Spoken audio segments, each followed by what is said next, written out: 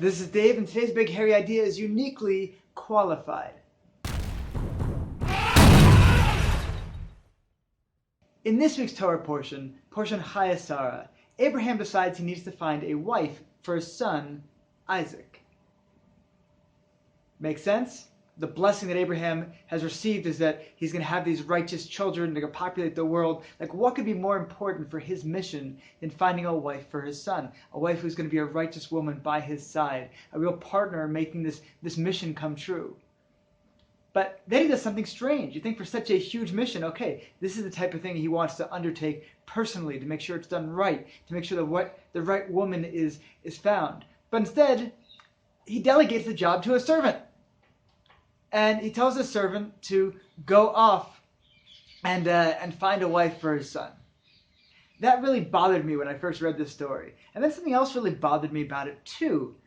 That the servant goes on this journey, and we see him on this journey, and we hear about the journey in great detail. He makes a condition, he's going to sit by a well, and the first woman who comes over, and he asks for a drink, and she says, I'll give you a drink, and not only that, but I will water your camels too. He says, that is the woman designated for Isaac. That's the servant's condition. And then this whole thing plays out, and he goes back to the house of this girl who he found, and he says, I want to tell my story. And then he goes and tells the exact same story. Some of the words are different, but he's basically taking you through step by step by step everything we just saw. Which is so surprising because we have a concept in Torah that every word is valuable. So why repeat a story we just heard? Why not say he sat down and he told his story? And at a certain point, I started wondering, could it be that these two problems I have really have one solution? Could it be that the reason why Abraham chooses to send a servant and the reason why the servant is telling the story twice could be actually intertwined? I started looking into this possibility, and here's what I found. First of all, who was this servant? Now, the Torah does not tell us at all. But there's a midrash, an oral tradition that says this was Damascus Eliezer. Now, Damascus on its very simple term just means Eliezer from Damascus. But we also say that the word Damascus, there's an oral tradition that says it's really a combination of two words, dole umashke. That he drew the water and he gave people drinks. So what are we talking about? That he drew water and gave people drinks? So on the simple level, yes, he was the guy who went around the Abraham's tent when all these guests were there, and he poured everybody drinks. But on a deeper level, we say that water is compared to Torah, and that really what he was doing is he was plumbing the depths. He was drawing from the depths of his master, and giving over wisdom to people in a way that they could take it in. It seemed to be saying there's something about Abraham, for all of his wisdom, that when we spoke to people directly, he sometimes missed them. That somehow this servant could communicate Abraham's wisdom to other ordinary people in a way that maybe even Abraham himself could not. And how is it that we understand this, that this guy had this way of explaining things that people can understand? I think this retelling of the story really shows us that power. I think that's where this oral tradition comes from. Because if you look at the retelling of the story, you see that through the way he described the details and the actions, that Rivka's family, the family of this girl that he found, completely believes that God's hand was involved and that they had no choice in the matter. They had to give their daughter their blessing and send her on her way to be with her new husband. So what was it about this story? And what was it about this that Abraham couldn't have done? Why couldn't Abraham have also told the same story? And I think here's the thing. That if you look at the details of the story, you kind of get the impression that Eliezer lives in a world where certain things are natural and ordinary way the world works, and certain things show the hand of God reaching down and having impact in our lives. And normally, you don't see that. Normally, it's just day to day, you've got the natural world. And here Eliezer is going on this journey. And he's in the natural world, and all of these coincidences start happening. These amazing things start to happen. He makes this bizarre condition, and immediately this girl comes in and fills it. And he's like, wow, that was so uncommon. Like, giving water to 10 camels, that's a big deal. That's a lot of water, especially for this little girl to be doing. It's like, wow, that really shows like the hand of God coming down. The second the words left my mouth, that this incredible, extraordinary girl came and did exactly what I said in my condition, that's showing the hand of God is present in this moment. And he tells that story to the family, and they say, wow, really, no doubt, the hand of God was present in this moment. What can we say? Take her and go.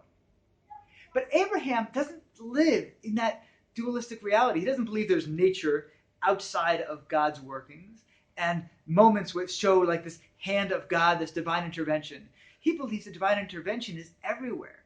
And we see that. There's other oral traditions that talk about him debating with Nimrod about, Nimrod wanted him to be worshiping all these different gods, the god of the wind and the god of the mountains, the god of the clouds. And Abraham just said, no. If you look at the world, you see it's in such beautiful harmony that clearly God is present everywhere. In fact, this is the other reason why Abraham is not going and doing this mission on his own. It's not because he doesn't think this is important, but he actually feels that, first of all, there's no question in his mind that this is going to come out right. It's not like, well, I need to go because I need to find the right girl, and I can't send some idiot servant because what if he comes back with the wrong girl? It's like, no. We're in God's world. God controls everything. It's impossible that anything other than the will of God is going to be done. And he tells the servant that. He tells the servant, I'm not worried. The servant say, well, what if I don't find this girl? Do I come back? Do I bring your son? What if she doesn't refuse to come? Do I bring your son to her? Do I do this? Do I do that? And Abraham's like, it's all going to work out. It's all being designated. It's all being overseen by a higher power. So Abraham's not worried about the wrong girl being found. But I believe he sees that this guy Eliezer's got a way to communicate that he can't do. The idea of picking out moments in Abraham's mind that show God's presence is ridiculous. How can I say that, wow, the fact that I made a condition and then this girl came, well, that showed God was present. But that flower by the side of the road, that didn't show God's presence. That was just ordinary nature. It doesn't make sense from an Abraham point of view. But it made sense from Eliezer's point of view. And it made sense from Rivka's parents' point of view. So Eliezer was able to play this middle role. He was able to understand enough about godliness from studying with Abraham. But also, he's also limited in his view. He's able to relate to things, the things that blow him away, that show total divine manifestation in this world, are also the things that would blow an ordinary person away. But not so much Abraham, because Abraham his whole thinking is on a different level. And in fact, you see that Abraham, we have a tradition that he had his tent open on four directions. He had guests coming in constantly. That you see when he, at the beginning of this week's Torah portion, when he's going to bury his wife, they refer to him as like, look, you're a prince among us. Like, his people have tremendous respect for him. And yet we call him Abraham Avinu, Abraham our father, as if to say that his real lasting contribution wasn't through all of these people he taught. The people he taught didn't have much of an impact. The impact he had was really imparting his wisdom pretty much to one guy, to his son Isaac. That's the guy who was able to really take it in on a deeper level. And he was also Yitzchak Avinu, and his son was Yaakov Avinu. Each of these people were able only really to give their wisdom down to their children. They weren't able to spread it far and wide. We don't really see that until we see Moses, who we don't call him Moshe Avinu, Moses our father, like we do with Abraham, Isaac, and Jacob. We call him Moshe Rabbeinu, Moses our teacher. Moses was the one who was able to give things over in a way that masses of people could understand and take in. Abraham didn't do that. Abraham didn't relate to the way the people around him saw the world in that same way. He'd say things in his language, and they appreciated him. They looked at him like a prince. They looked at him and was like, wow, this guy's connected. But didn't shift them. It didn't say, wow, I'm going to drop my idolatry and go follow after this guy's ways. But Eliezer, he had that ability to play that intermediary role. He could express ideas in a way that people could take in and could make decisions based on that, because he could show them moments that they could understand as being divine. And so this was a huge motivation for me when writing the books, when writing the Age of Prophecy series, because I felt, you know what, there's so many people who understand these books better. These stories about the prophets better. But you know what?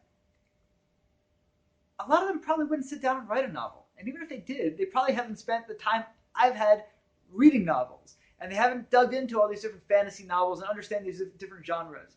But you know what? I might not have the same wisdom as somebody else.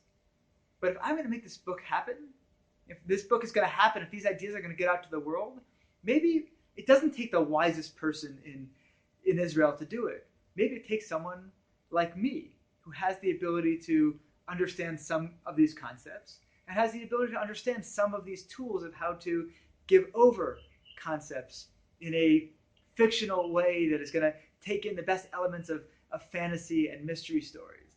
So it was a big inspiration when I was really doubting myself and said, right, you know what, Eliezer, he was the more qualified person to go out and find the wife for Isaac, despite the fact that he wasn't the most righteous person, the most learned person, the most godly person alive at the time.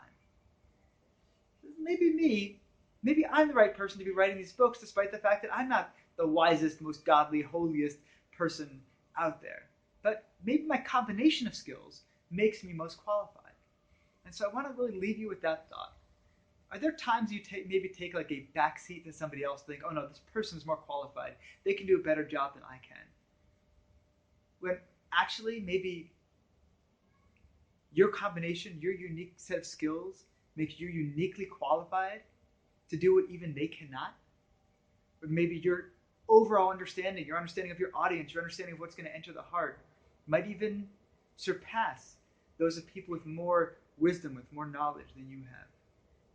So, like me, I want to really encourage you to step up to say, you know what, maybe I tend to look down at myself too much.